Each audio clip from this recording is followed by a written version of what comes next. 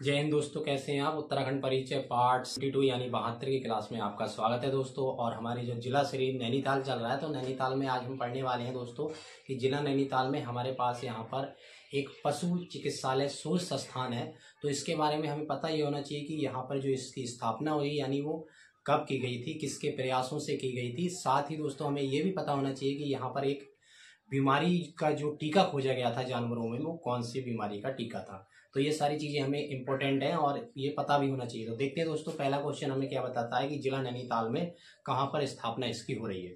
तो पहला क्वेश्चन में दोस्तों हमें पता चल रहा है कि भारतीय पशु चिकित्सालय शोध संस्थान जिला नैनीताल में। भारतीय पशु चिकित्सा शोध संस्थान आपके जिला नैनीताल के दोस्तों मुक्तेश्वर शहर में है। कहाँ पर है दोस्तों? मुक्तेश्वर शहर में है, मुक्तेश्वर स्थान पर है। तो क्वेश्चन आपके समक्ष इस प्रकार आएगा कि जिला नैनीताल में भारतीय पशु चिकित्सालय शोध संस्थान का है। तो 4 नाम दे रखे होंगे आपको, जिसमें मुक्तेश्वर नाम लिखा होगा उस पर ही आपको टिक लगाना है और वो आंसर आपका सही चला जाएगा। तो पहले तो हमसे क्वेश्चन ये भी पूछ लिया जा सकता है कि जिला नैनीताल में जो आपका पशु चिकित्सालय शोध संस्थान तो है, तो इसके साथ ही ये भी पूछ लिया जाएगा कि इसकी स्थापना किनके प्रयासों से हुई या फिर किसके द्वारा हुई। और साथ ही आपसे सन पूछ ली जा सकती है, यानी इसके कौन से समय में इसकी स्थापना हुई, कौन से समय में पशुशाला जो चिकित्सालय है दोस्तों इसकी स्थापना या फिर निर्माण हुआ। तो दोनों चीजें ही आपको याद रखनी है। तो हो सकता है आपसे नाम पूछ लिया जाए तो आपको दोस्तों उसका नाम बताना है। तो वो नाम है दोस्तों एल्फ्रेड लीगार्ड।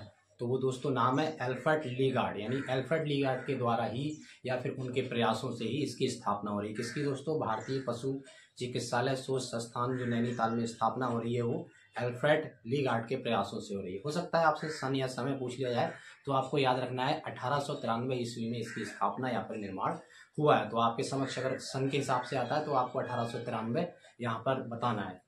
तो आपके समक्ष क्वेश्चन इस प्रकार से आए कि 1893 में जो भारतीय पशु चिकित्सालय शोध संस्थान है इसका जो निर्माण हुआ, स्थापना इसकी की गई एल्फ्रेड लीगार्ड के द्वारा। तो उस समय इसका नाम क्या था? तो आपको दोस्तों इसका जो सही नाम था उस समय, जो अब परिवर्तन कर दिया गया है, इस समय परिवर्तित हो गया है, तो इसका वही आपको नाम बताना होगा। तो इसका नाम था दोस्तों आपका इम्पीरियल बैक्टीरियोलॉजिकल लेबोरेटरी। ये आपको इसका नाम बदला गया बाद में 1925 में। तो वो नाम क्या था? तो ये नाम आपको याद रखना है कि जो स्वतंत्रता के बाद भी इसका जो वर्तमान नाम है, तो वो आपको याद रखना है कि जो इसका नाम पहले स्थापना के समय दूसरा है और फिर बाद में 1925 में नाम इसका बदल दिया जा रहा है, आपको हमेशा याद रखना है। तो 1925 में इसको क्या नाम दिया गया दोस्तों, उसको भी हम देख लेते हैं ताकि ये हमेशा के लिए हमें याद हो जाए। तो 1925 में दोस्तों इसका नाम इम्पीरियल, आपको याद रखना है, 1925 में इसका नाम imperial institute of veterinary research centre कर दिया गया।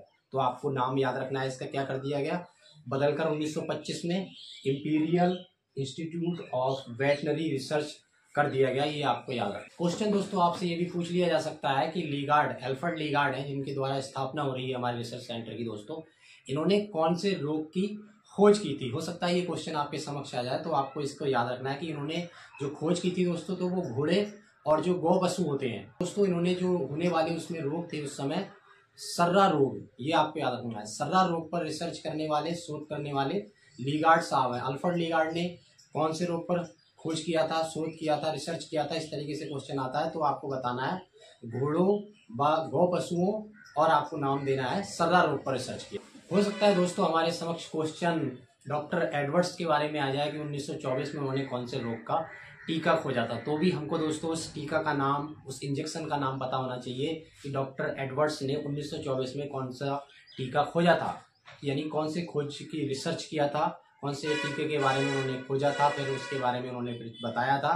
तो ये जानकारी भी हमें होनी चाहिए। तो दोस्तों रीडर पेस्ट नामक रोग के बारे में, रीडर पेस्ट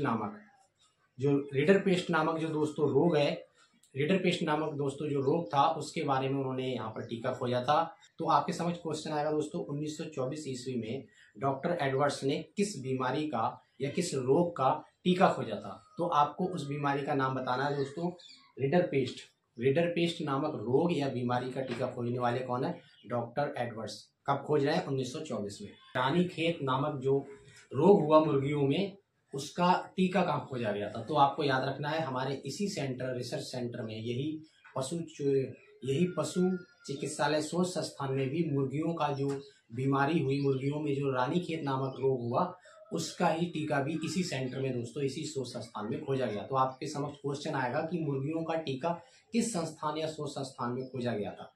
तो बीमारियों के आपका नाम भी याद रखना है। रानीखेत, रानीखेत तो दोस्तों शहर का भी नाम है, ये तो आप अच्छे से जानते ही हैं। तो आपको इसमें याद रखने में कोई मुश्किल नहीं होगी। क्वेश्चन पूछ लिया जा सकता है कि किस संस्थान या शोध संस्थान में इसका टीका खोजा गया। तो आपको बताना है, जिस हम रिसर्च सेंटर के बारे में पढ़ रहे हैं, पशु चिकित्सालय शोध संस्थान नैनीताल में दोस्तों, तो आपको इसके बारे में ही बताना है। तो आज की क्लास में दोस्तों हमारा जो जिला नैनीताल का सीरीज चल रहा है, और आज की क्लास में हमने जो पढ़ा है आपका कि भारतीय पशु चिकित्सालय शोध संस्थान नैनीताल में है। ठीक है दोस्तों। इसके बाद हमने ये जाना कि जो इसकी स्थापना हुई संस्थान की, उस संस्थान की, वो दोस्तों किसके प्रयासों से हुई। तो एल्फ्रेड लीगार्ड के प्रयासों से हुई। कब हुई थी? 1893 में हुई थी। इसकी जो इन्होंने खोज की थी एल्फ्रेड लीगार्ड ने, तो रोग का नाम आ सकता है, आपको पूछ लिया जा सकता है। तो आपको याद रखना है कि सर्रा रोग का यहाँ पर उन्होंने खोज की थी। सर्रा रोग के बारे में इन्होंने यहाँ पर रिसर्च किया था। किसने किया था? एल्फ्रेड लीगार्ड के द्वारा। तो ये सारे के सारे इंपॉर्टेंट क्वेश्चन है दोस्तों जो आपको याद रखने हैं। अब आपसे रिक्वेस्ट करूंगा कि इस क्लास को अपने दोस्तों के साथ जरूर शेयर कर दें, ताकि जो तैयारी कर रहे हैं उनको अच्छे से दोस्तों इस क्लास के माध्यम से मदद मिल जाए। नमस्कार।